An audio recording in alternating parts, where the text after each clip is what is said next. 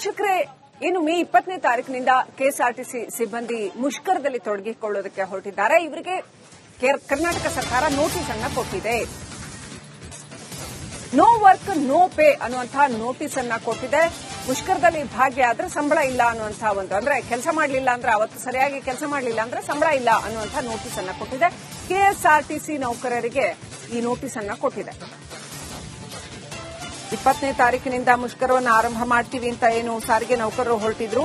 ಇವತ್ತು ಮಧ್ಯಾಹ್ನ ಸಂಧಾನ ಇದೆ. ಕಾರ್ಮಿಕ ಇಲಾಖೆಯವರು ಸಂಧಾನ ಸಭೆಯನ್ನ ಕರೆದಿದ್ದಾರೆ. ಮತ್ತೊಂದು ಕಡೆ ಸಾರಿಗೆ ಇಲಾಖೆ ಮುಷ್ಕರದ ದಿನ ನೌಕರರಿಗೆ ರಜೆನೂ ಇಲ್ಲ, ಅವತ್ಯಾರು ರಜೆ ತಗೊಳಂಗಿಲ್ಲ ಅಂತ ಹೇಳಿದ್ದಾರೆ. ಆದ್ರೆ ಕೆಲಸ ಮಾಡದೇ ಇದ್ರೆ ಸಂಬಳ ಇಲ್ಲ ಅಂತ ಹೇಳಿದ್ದಾರೆ. ಅಂದ್ರೆ ಮುಷ್ಕರವನ್ನ ಹತ್ತಿಕ್ಕುವ ವಿಧಾನವ ಇದು ಅನ್ನುವಂತ ಪ್ರಶ್ನೆಯನ್ನ ಈ ಸಾರಿಗೆ ಸಿಬ್ಬಂದಿ ಕೇಳ್ತಾ ಇದ್ದಾರೆ. ನಮ್ಮ ಸಂವಿಧಾನಾತ್ಮಕ ಹಕ್ಕೇನಿದೆ, ಪ್ರತಿಭಟನೆ ಮಾಡುವಂತ ಹಕ್ಕು, ಇದನ್ನ ಸರ್ಕಾರ ಹತ್ತಿಕ್ತಾ ಇದೆ. ನಮ್ಮ ಸಂಬಳ ನಮ್ಗೆ ಕೊಡೋದು ಬಿಟ್ಟು, ನಮ್ಮ ಅರಿಯರ್ಸ್ ನಮ್ಗೆ ಕೊಡೋದು ಬಿಟ್ಟು ನಮ್ಮ ಪ್ರತಿಭಟನೆಯನ್ನ ಹತ್ತಿಕ್ಕೋ ಕೆಲಸ ಮಾಡ್ತಾ ಇದೆ ಅನ್ನುವಂತ ಅಸಮಾಧಾನ ಸಾರಿಗೆ ಸಿಬ್ಬಂದಿಯಲ್ಲಿದೆ ಅಂತ ಹೇಳಲಾಗಿದೆ.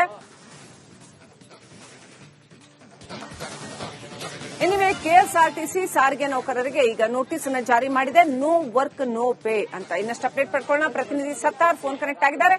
ಒಂದ್ ಕಡೆ ಸಂಧಾನ ಸಭೆ ಇದೆ ಸತ್ತಾರ್ ಇವತ್ತು ಮಧ್ಯಾಹ್ನ, ಮತ್ತೊಂದ್ ಕಡೆ ಈ ರೀತಿ ನಿಯಮ ಜಾರಿ ಮಾಡಿದೆ, ನೋಟಿಸ್ ಜಾರಿ ಮಾಡಿದೆ. ಸೊ ಇವೆರಡೂ ಕೂಡ ಜೊತೆಗೆ ಹೋಗತ್ತಾ? ಒಂದು. ಎರಡನೇದು, ಈಗ ಹಾಗಾದ್ರೆ ಸಾರಿಗೆ ಸಿಬ್ಬಂದಿಗಳ ರಿಯಾಕ್ಷನ್ ಏನಿರುತ್ತೆ ಇದಕ್ಕೆ? ಆಮೇಲೆ ಆ ನೋಟಿಸ್ ಅಲ್ಲಿ ಇನ್ನೂ ಏನೆಲ್ಲ ಅಂಶಗಳಿದ್ದಾವೆ? ಸತ್ತಾರ್. ಶ್ರೀಲಕ್ಷ್ಮಿ, ಪ್ರತಿ ಬಾರಿ ಮುಷ್ಕರಕ್ಕೆ ಮುಂದಾದಾಗ ಈ ರೀತಿ ತಮ್ಮ ನಿಗಮಗಳು ಅಂದ್ರೆ ಕೆಎಸ್ಆರ್ಟಿಸಿ, ಬಿಎಂಟಿಸಿ, ವಾಯವ್ಯ ಸಾರಿಗೆ, ಕರ್ನಾಟಕ ಕಲ್ಯಾಣ ಸಾರಿಗೆ ಪ್ರತಿ ಬಾರಿ ಈ ರೀತಿಯಲ್ಲಿ ನೋಟಿಸ್ ಇಶ್ಯೂ ಮಾಡುತ್ತೆ.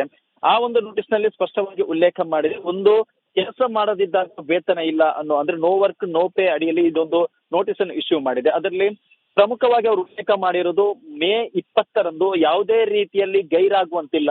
ಅದರ ಅಂದ್ರೆ ಅಗತ್ಯ ತುರ್ತು ಸೇವೆಗೆ ಏನಾದ್ರೂ ಅನಿವಾರ್ಯ ಪರಿಸ್ಥಿತಿಯನ್ನು ಹೊರತುಪಡಿಸಿ ಯಾವುದೇ ನೌಕರರು ಕೂಡ ಅವತ್ತು ಬೇರೆ ನೆಪವನ್ನು ಹೇಳಿ ರಜೆ ಹಾಕಿ ಮುಷ್ಕರದಲ್ಲಿ ಭಾಗಿಯಾಗುವಂತಿಲ್ಲ. ಯಾಕಂದ್ರೆ ಈ ಬಾರಿ ಮುಷ್ಕರ ಏನಿದೆ, ಯಾವುದೇ ರೀತಿ ಪ್ರತಿಭಟನೆ ಇರಲ್ಲ. ಅವತ್ತು ಮುಷ್ಕರ ಯಾವ ರೀತಿ ಆಗಿದೆ ಅಂದ್ರೆ ಅವತ್ತು ಯಾರು ರಜೆ ಹಾಕ್ತಾರೆ ಅವರು ಪ್ರತಿಭಟನೆಯಲ್ಲಿ ಭಾಗಿಯಾಗಿದ್ದಾರೆ ಅನ್ನೋ ಅರ್ಥ ಬರುತ್ತೆ. ಇದೇ ಕಾರಣಕ್ಕಾಗಿ ಮೇ 20ರಂದು ಯಾರು ಕೂಡ ರಜೆಯನ್ನು ಹಾಕುವಂತಿಲ್ಲ. ಹಂಗೇನಾದ್ರೂ ಅನಿವಾರ್ಯ ಪರಿಸ್ಥಿತಿ ಅಥವಾ ತುರ್ತು ಸಂದರ್ಭ ಇದ್ರೆ ಸಂಬಂಧಪಟ್ಟವರ ಗಮನಕ್ಕೆ ತಂದು ರಜೆ ಹಾಕಬೇಕು ಅನ್ನೋ ಸ್ಪಷ್ಟವಾಗಿರುವಂತಹ ಉಲ್ಲೇಖವನ್ನು ಮಾಡಿ ಇವತ್ತು ನೋಟಿಸ್ ಅನ್ನು ಇಶ್ಯೂ ಮಾಡಿದೆ. ಅದರ ಜೊತೆಗೆ ಈ ರೀತಿ ನೋಟಿಸ್ ಇಶ್ಯೂ ಮಾಡಿದ್ರೆ ಇದೇ ಮೊದಲೇನಲ್ಲ, ಈ ಹಿಂದೆ ಕೂಡ ಮಾಡಿದ್ದು, ಪ್ರತಿ ಬಾರಿ ಕೂಡ ಮಾಡುತ್ತೆ. ಒಂದು ಕಡೆ ಎಸ್ಮಾ ಜಾರಿ ಇದೆ, ಎಸೆನ್ಷಿಯಲ್ ಸರ್ವಿಸ್ ಆಕ್ಟ್ ಅಡಿಯಲ್ಲಿ ಈ ಒಂದು ಸಾರಿಗೆ ನೌಕರರು ಕೆಲಸ ಮಾಡುವುದರಿಂದ ಎಸ್ಮಾ ಜಾರಿ ಆಗ್ತದೆ. ಈ ಒಂದು ಎಸ್ಮಾ ಪ್ರತಿ 6 ತಿಂಗಳಿಗೊಮ್ಮೆ ರಿನ್ಯೂವಲ್ ಆಗುತ್ತೆ. ಅದರಂತ ಸದ್ಯಕ್ಕೆ ಎಸ್ಮಾ ಜಾರಿಯಲ್ಲಿದೆ. ಎಸ್ಮಾ ಜಾರಿಯಲ್ಲಿದ್ದಂತ ಸಂದರ್ಭದಲ್ಲಿ ಯಾರಾದರೂ ಗೈರಾದ್ರೆ ಅವರ ವಿರುದ್ಧ ಕಠಿಣ ಕ್ರಮ ಆಗುತ್ತೆ. ಈ ಹಿಂದೆ 2021ರಲ್ಲಿ ಸರಿಸುಮಾರು ಸಾವಿರಾರು ನೌಕರರು ಇದರಲ್ಲಿ ಎಫೆಕ್ಟ್ ಆಗಿದ್ರು, ಕೆಲಸವನ್ನು ಕಳ್ಕೊಂಡಿದ್ರು, ಕೆಲವರು ಸಸ್ಪೆಂಡ್ ಆಗಿದ್ರು, ಇನ್ ಕೆಲವರು ಇವತ್ತಿಗೂ ಕೂಡ ಆ ಒಂದು ವಿಚಾರವಾಗಿ ಅಲೆದಾಡ್ತಾ ಇದ್ದಾರೆ. ಇದೇ ಎಲ್ಲ ವಿಚಾರವನ್ನು ಉಲ್ಲೇಖಿಸಿ ಇವತ್ತು ನೋಟಿಸ್ ಅನ್ನು ಇಶ್ಯೂ ಮಾಡಿದೆ ಶ್ರೀಲಕ್ಷ್ಮಿ. ಅದರ ಜೊತೆಗೆ ಇನ್ನು ಕಾರ್ಮಿಕ ಇಲಾಖೆ ಮೀಟಿಂಗ್ ಅನ್ನು ನೋಡೋದಾದ್ರೆ, ಕಾರ್ಮಿಕ ಇಲಾಖೆ ಮೀಟಿಂಗ್ ಏನಿದೆ, ಪ್ರತಿ ಬಾರಿ ಮುಷ್ಕರ ಹೂಡಲು ಮುಂದಾದಂತ ಸಂದರ್ಭದಲ್ಲಿ ಸರ್ಕಾರಕ್ಕೆ ಇವರೊಂದು ಪ್ರಪೋಸಲ್ ಸಲ್ಲಿಕೆ ಮಾಡ್ತಾರೆ, ನಾವು ಈ ತರ ಮುಷ್ಕರ ಹೂಡ್ತೀವಿ ಅಂತ. ಅವಾಗ ಕೂಡಲೇ ಸರ್ಕಾರ ಏನ್ ಮಾಡುತ್ತೆ, ಕಾರ್ಮಿಕ ಇಲಾಖೆ ಪತ್ರ ಬರೆಯುತ್ತೆ, ಇವರು ಈ ರೀತಿಯಲ್ಲಿ ಮುಷ್ಕರ ಹೂಡ್ತಾ ಇದ್ದಾರೆ, ಅದನ್ನು ನೀವು ನ್ಯಾಯಯುತವಾಗಿ ಕಾನೂನು ಪ್ರಕಾರ ಏನು ಮಾಡಬೇಕು, ಯಾವುದೇ ಪ್ರಕ್ರಿಯೆ ಮಾಡಬೇಕು, ಅದರಂತೆ ನೀವು ಅವರನ್ನು ಕರೆದು ಒಂದು ಮಾತುಕತೆ ಆಡಿ ಅಂತ ಒಂದು ನೋಟಿಸ್ ಇಶ್ಯೂ ಮಾಡುತ್ತೆ. ಅದರಂತೆ ಇವತ್ತು ಆ ಒಂದು ಮೀಟಿಂಗ್ ಕೂಡ ಇದೆ. ಅದು ಇವೆರಡರ ನಡುವೆ ಈಗಾಗಲೇ ಗೃಹ ಸಚಿವರು ಕೂಡ ಈಗಾಗಲೇ ಎಂಟ್ರಿ ಆಗಿದ್ದಾರೆ. ಅವರು ಕೂಡ ಖುದ್ದು ಸಾರಿಗೆ ನೌಕರರ ಜಂಟಿ ಕ್ರಿಯಾ ಸಮಿತಿ ಜೊತೆ ಮಾತುಕತೆ ಆಡಿದ್ದಾರೆ. ಎಲ್ಲ ಡೆವಲಪ್ಮೆಂಟ್ ನೋಡ್ತಾ ಇದ್ದಾರೆ. ಇದೀಗ ಮುಷ್ಕರ ಒಂದು ಕಡೆ ಹತ್ತಿಕ್ಕಲಾಗ ಮುಷ್ಕರಕ್ಕೆ ತಡೆಯೊಡ್ಡಲು ಸರ್ಕಾರ ಎಲ್ಲಾ ರೀತಿಯಲ್ಲಿ ವ್ಯವಸ್ಥಿತವಾಗಿ ಪ್ಲಾನ್ ಮಾಡಿದಂಗೆ ಕಾಣ್ತಾ ಇದೆ Srilakshmi. Right, thank you Sattar ಡೀಟೇಲ್ಸ್ಗಾಗಿ.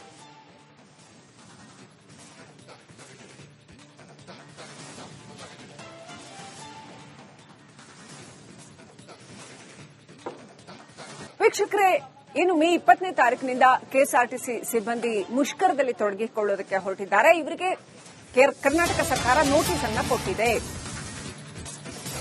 No work no pay ಅನ್ನುವಂತಹ ನೋಟಿಸ್ ಅನ್ನ ಕೊಟ್ಟಿದೆ. ಮುಷ್ಕರದಲ್ಲಿ ಭಾಗಿಯಾದ್ರೆ ಸಂಬಳ ಇಲ್ಲ ಅನ್ನುವಂತಹ ಅಂದ್ರೆ ಕೆಲಸ ಮಾಡಲಿಲ್ಲ ಅಂದ್ರೆ ಅವತ್ತು ಸರಿಯಾಗಿ ಕೆಲಸ ಮಾಡಲಿಲ್ಲ ಅಂದ್ರೆ ಸಂಬಳ ಇಲ್ಲ ಅನ್ನುವಂತಹ ನೋಟಿಸ್ ಅನ್ನ ಕೊಟ್ಟಿದೆ. ಕೆಎಸ್ಆರ್ಟಿಸಿ ನೌಕರರಿಗೆ ಈ ನೋಟಿಸ್ ಅನ್ನ ಕೊಟ್ಟಿದೆ. 20ನೇ ತಾರೀಕಿನಿಂದ ಮುಷ್ಕರವನ್ನು ಆರಂಭ ಮಾಡ್ತೀವಿ ಅಂತ ಏನು ಸಾರಿಗೆ ನೌಕರರು ಹೊರಟಿದ್ರು. ಇವತ್ತು ಮಧ್ಯಾಹ್ನ ಸಂಧಾನ ಇದೆ. ಕಾರ್ಮಿಕ ಇಲಾಖೆಯವರು ಸಂಧಾನ ಸಭೆಯನ್ನ ಕರೆದಿದ್ದಾರೆ. ಮತ್ತೊಂದು ಕಡೆ ಸಾರಿಗೆ ಇಲಾಖೆ ಮುಷ್ಕರದ ದಿನ ನೌಕರರಿಗೆ ರಜೆನೂ ಇಲ್ಲ, ಅವತ್ಯಾರು ರಜೆ ತಗೊಳಂಗಿಲ್ಲ ಅಂತ ಹೇಳಿದ್ದಾರೆ. ಆದ್ರೆ ಕೆಲಸ ಮಾಡದೇ ಇದ್ರೆ ಸಂಬಳ ಇಲ್ಲ ಅಂತ ಹೇಳಿದ್ದಾರೆ.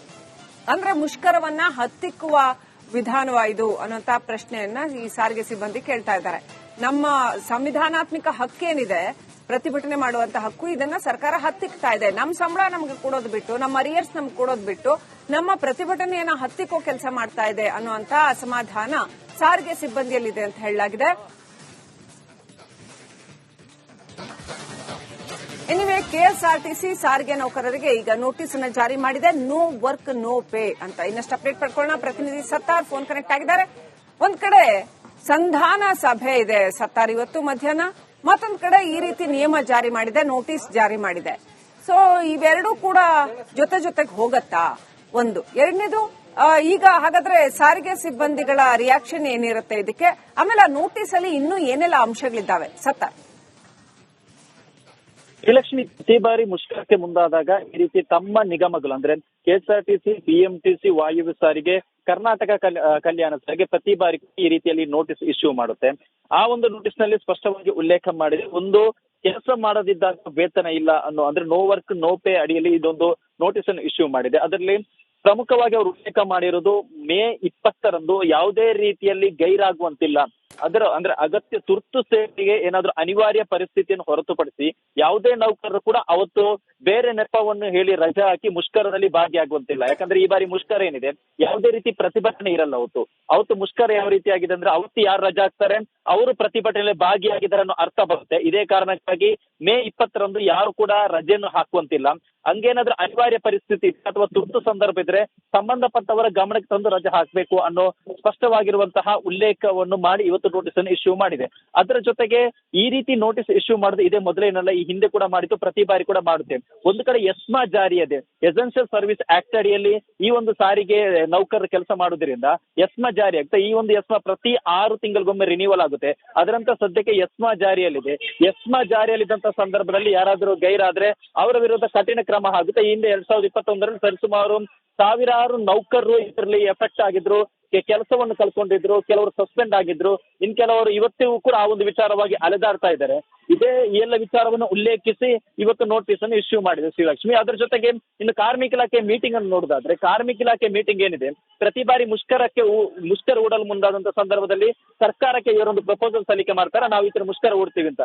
ಅವಾಗ ಕೂಡಲೇ ಸರ್ಕಾರ ಏನ್ ಮಾಡುತ್ತೆ, ಕಾರ್ಮಿಕ ಇಲಾಖೆ ಪತ್ರ ಬರೆಯುತ್ತೆ, ಇವರು ಈ ರೀತಿಯಲ್ಲಿ ಮುಷ್ಕರ ಹೂಡ್ತಾ ಇದ್ದಾರೆ, ಅದನ್ನು ನೀವು ನ್ಯಾಯಯುತವಾಗಿ ಕಾನೂನು ಪ್ರಕಾರ ಏನು ಮಾಡಬೇಕು, ಯಾವುದೇ ಪ್ರಕ್ರಿಯೆ ಮಾಡಬೇಕು, ಅದರಂತೆ ನೀವು ಅವರನ್ನು ಕರೆದು ಒಂದು ಮಾತುಕತೆ ಆಡಿ ಅಂತ ಒಂದು ನೋಟಿಸ್ ಇಶ್ಯೂ ಮಾಡುತ್ತೆ. ಅದರಂತೆ ಇವತ್ತು ಆ ಒಂದು ಮೀಟಿಂಗ್ ಕೂಡ ಇದೆ. ಅದು ಇವೆರಡರ ನಡುವೆ ಈಗಾಗಲೇ ಗೃಹ ಸಚಿವರು ಕೂಡ ಇದೀಗ ಈಗಾಗಲೇ ಎಂಟ್ರಿ ಆಗಿದ್ದಾರೆ. ಅವರು ಕೂಡ ಖುದ್ದು ಸಾರಿಗೆ ನೌಕರರ ಜಂಟಿ ಕ್ರಿಯಾ ಸಮಿತಿ ಜೊತೆ ಮಾತುಕತೆ ಆಡಿದ್ದಾರೆ. ಎಲ್ಲ ಡೆವಲಪ್ಮೆಂಟ್ ನೋಡ್ತಾ ಇದ್ದಾರೆ. ಇದೀಗ ಮುಷ್ಕರ ಒಂದು ಕಡೆ ಹತ್ತಿಕ್ಕಲಾಗ ಮುಷ್ಕರಕ್ಕೆ ತಡೆಯೊಡ್ಡಲು ಸರ್ಕಾರ ಎಲ್ಲಾ ರೀತಿಯಲ್ಲಿ ವ್ಯವಸ್ಥಿತವಾಗಿ ಪ್ಲಾನ್ ಮಾಡಿದಂಗೆ ಕಾಣ್ತಾ ಇದೆ Srilakshmi. Right, thank you Sattar ಡೀಟೇಲ್ಸ್ಗಾಗಿ.